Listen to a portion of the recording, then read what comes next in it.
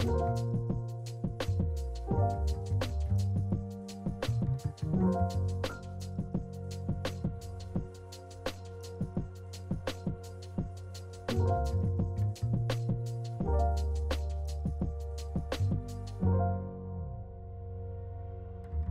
little light of mine, I'm gonna let it shine. This little light of mine, I'm gonna let it shine. This little light of...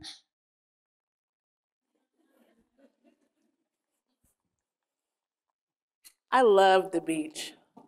I really always have, ever since I was a kid. When I was small, we lived close enough that we went all the time. Sometimes the trips were small and quiet, just me and my dad. He loves the beach too. Sometimes the trips were epic adventures with a caravan of friends and family. Most of the time I was a really shy and quiet kid, but when I got to the beach, man, I came all the way alive. It was something about the air or maybe the big sky, but really it was all that water. It made me feel connected to something that was so much bigger than myself. It made me feel like I could do anything. In those moments, that's when I found my greatest joy. One day, when I was about 8 years old, we were at the beach, and I convinced one of the older kids to walk with me to go search for treasure. So we walked down the beach, and as we were walking, we heard a truck coming up behind us, and we moved out of the way.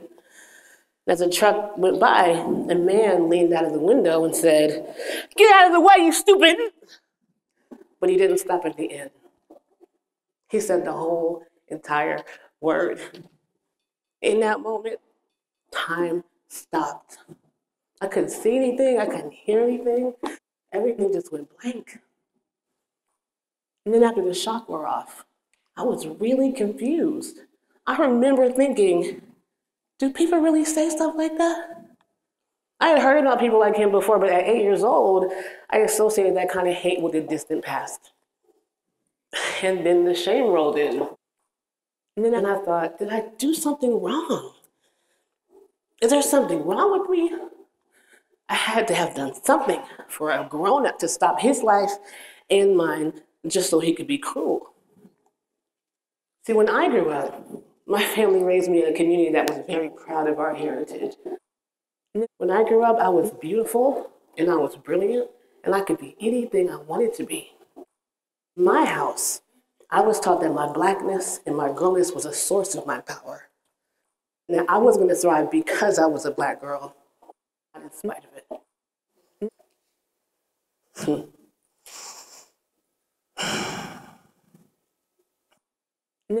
I didn't have words for what I felt that day on the beach, but now I realized I was experiencing cognitive dissonance. I couldn't reconcile who I knew myself to be and who this man was trying to tell me I was. There was nothing in his words that had anything to do with the way that I was raised. It's a really hard story to tell. I don't assume that man never thought of me again, but it's been decades and I still think about him. I don't think about what happened to him after we met on the beach, but I do think about what his life was like before that moment. I think about the years and the months that led up to that moment and what did he experience that told him it was okay to yell out of a window and spew hate at an 8-year-old. If I ask what led him there, I also have to ask what led me there.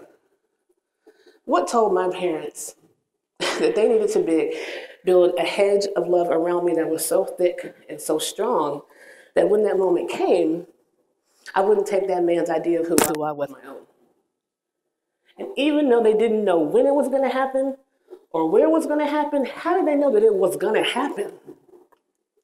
And that I needed to be grounded in something that was so deep that it would kick off a trigger and remind me who I was. The answer to both of those questions, what told that man he could violate me, and what made my parents prepare for his violation, really have the same answer. The answer is our culture. Now, what do I mean by culture? Culture is a set of practices rules of engagement that really govern over how we live our lives, how we interact with each other. Culture dictates what we wear, what we eat, how we entertain ourselves, how we express ourselves, but also more complex things like public policies and community practices. When it comes to culture, there is no us or them. It's just us. Of course, there are subcultures you can build with your friends or your family or people who like the same music as you, but at the end of the day, there's always a dominant culture that sets the rules, that sets the tone, and that sets the status quo for everyone. For everyone. So, the thing about culture is, it's not always as fleeting as a man yelling at a girl on the beach. Culture is deep and wide, and the impact of culture can last for generations. Our culture also says 2 children who are attending school in the same public school system deserve a vastly different quality of education depending on the market value of their family's home. Our culture also says that girls and women have to watch what they do, watch what they say, and watch what they wear in order to be safe, and even then, it's not a guarantee. Our culture says that we should judge people who live in poverty for not being more responsible with the little they have, instead of asking, how do we transform our economy so that every job pays a living wage? That's the culture that played out on the beach that day. The culture that says we should honor the humanity of some, but not the humanity of all. So, what if that day had ended differently? What if that man had come back, stopped his car, got out, and kneeled down and looked at me in my brown 8-year-old eyes and said, I am so sorry? Would it have been enough? As I've gotten older, I realized that the answer is no. Of course, an apology was wanted, and even warranted, but what I wanted was to be restored. I wanted to feel all of the joy that I felt before I heard that truck coming. Before I heard it coming. And of course I wanted justice. Everybody wants justice. Just human nature to want justice when a wrong has been done to you. But what I really wanted was my joy back.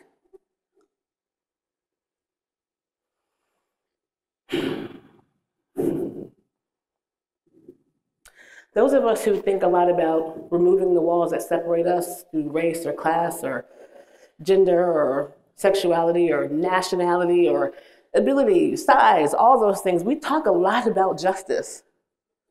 But if I'm honest, justice just isn't enough. I want more than that. I want all of our joy back. Joy is a reasonable solution if we plan to stay in the culture that we're living in right now. Justice is even a fair solution if we continue to live in a culture that emboldens some and suspects others. Justice is a great solution if we're going to continually fix the broken windows when under our feet the foundation is rotten. So how do we get past that? I'm one of the lucky ones. When I walk through this life, drenched in the soup of our culture, when someone inevitably questions my worth, I can just retreat back into the self-determined culture my parents built for me. There, I know I'm safe, even if it's only for a few hours. But I have to tell you, it is really hard. Trudging back and forth between the dominant culture that questions you and the one at home where I can be safe. It is the most draining, emotional, spiritual, physical experience you can imagine. You can't even imagine how hard it is. But what if the culture that I snuggle up to at night was not the exception but the rule? What if we teach everybody that all of us deserve joy, wellness, the benefit of the doubt even. What would that be like? A culture of joy offers a sustained experience of well-being for everyone. An experience of joy is an invitation to build a new world that welcomes everyone. Joy is an experience of radical love all the time for everyone, no matter what. So this is the part where I feel like you should be inspired, and I'm going to invite you, like, don't you want to be here with us? Are you in? But before we do that, I want to tell you a couple of things. I know I'm not the only one looking for light in the world. I know it. And a lot of people have chosen this path of love. I know that too. And I also know that every day, more and more people are awakening to the limitations of our culture. But before you dive in, I need to tell you this is not an easy life. It's just not. The path of love is hard. And some of us are too attached to who we are and what we have to be able to make enough space for all of humanity. Transformation requires willingness. And some of us are just not willing to let go of our ego long enough to be able to do the inner work that's required for us to see our own humanity in such a way that allows us to see the humanity of other people. This conversation about love, this is not a soft and easy love. This is a love of courage. It's a love of commitment. It's the love that sustains you when you're afraid and when you're hurt and when you don't even know that what you've chosen is going to bear fruit. Are you ready for that?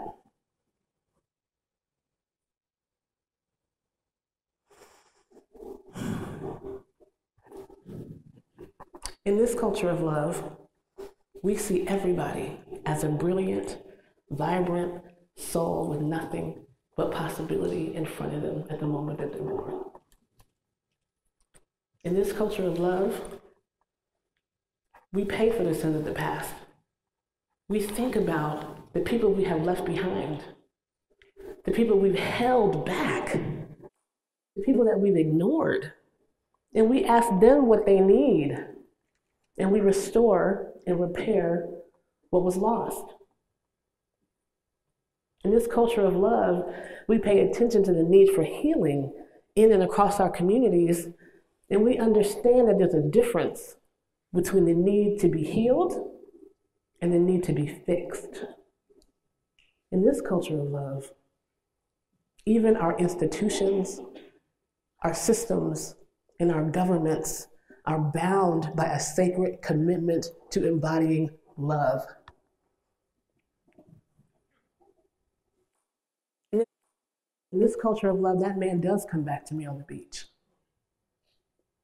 He gets out of his car and he acknowledges what he did and he apologizes. But knowing his apology isn't enough, he asks if he can join this journey to joy. And I welcome him back to his own humanity. And I let him know what's required for him to stay. I tell him, joy requires radical truth. Yes, our culture is full of beautiful and wonderful things, but it's also full of unimaginable pain and violence. Seek out, listen to, and tell the whole truth. And then let your heart be open to hold both the joy and the pain of our shared story. Joy requires radical forgiveness. Forgive the people who taught you how to hate, but then let go of the teachings and traditions that keep that hate intact. And then forgive yourself. And understand that as you grow, you're going to falter, so be prepared and humble enough to be forgiven and forgive over and over and over again along the way. And finally, I tell him, joy requires radical imagination This world that we envision has never existed before. We have to create it from scratch. So be responsible and cultivate your own creativity. Experiment, innovate, dig deep, fail, start over, do it all. But find and tell the stories that liberate us all and inspire us to reimagine what our world could be like if we were all together. And then I say, are you with me?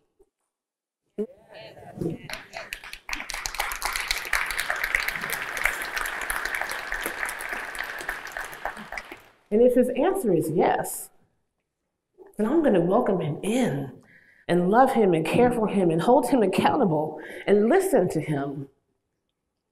But if he says no, and he consciously continues to sip from the broth he was raised in, I'm going to let him go in love. And I'm going to continue looking for treasure and knowing that his fear and apathy is no match for a growing community of people who are rooted in the practice of love. And I will continue and come to understand that even the ones who turn their backs on love, even they are going to find their salvation in the world that we build together. Because the highest joy of all humanity, we choose love for everyone. Let it shine, let it shine, let it shine. Thank you.